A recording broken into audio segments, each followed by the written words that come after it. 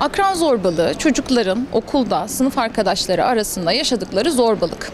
Bunu akranların kendi arasındaki tartışmalardan ayırt etmek çok önemli. Çünkü akran zorbalığında çocuk aynı zamanda sistematik olarak karşı taraftan bir şiddet davranışı görüyor ve bu davranışın niyetinin karşı tarafa zarar vermek olması, başka çocukların da buna eşlik etmesi durumun çözülmesini zorlaştırabiliyor.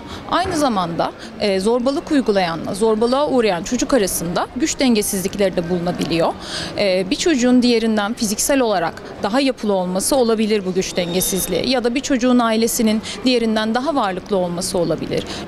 Akran zorbalıklarını biz gözle gördüğümüz şekillerde mesela fiziksel olarak birbirini itme, vurma, eşyalarını kırma, defterlerini çöpe atma, kıyafetlerine zarar verme şekillerinde ya da hakaret etme şekillerine direkt gözlemleyebildiğimiz gibi bazen de çocuğun arkadaşı hakkında dedikodu yaptığını, herkesin davet edildiği bir yere arkadaşını özel olarak davet etmediğini ya da farklı şekillerde utanacağı ya da komik duruma düşeceği fotoğrafları sınıfa, bütün okula yayarak zorbalık yaptığını da görebiliyoruz.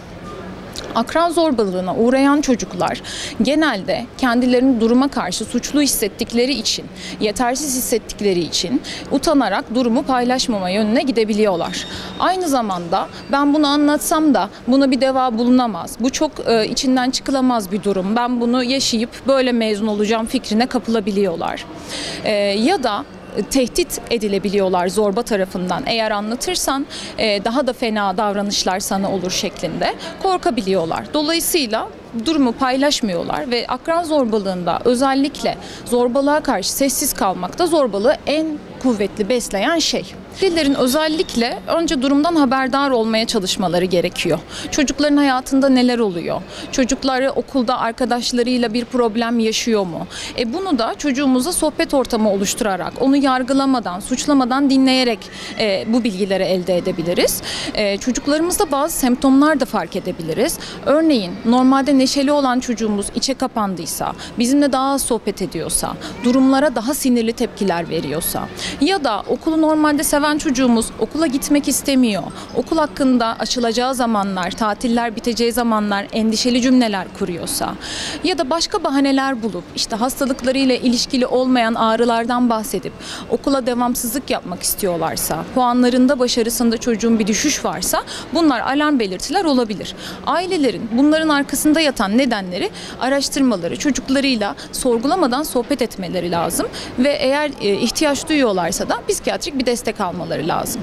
Zorbalığı çocuktan öğrenirken çocuk bize anlattı diyelim. Olayı küçümsememek. Bunlar olabilen şeyler. Bizim gençliğimizde de oldu. Nasılsa sen bunları yaşayarak büyüyeceksin şeklinde yorumlarla çocuğu problemle yalnız bırakmamak da çok önemli.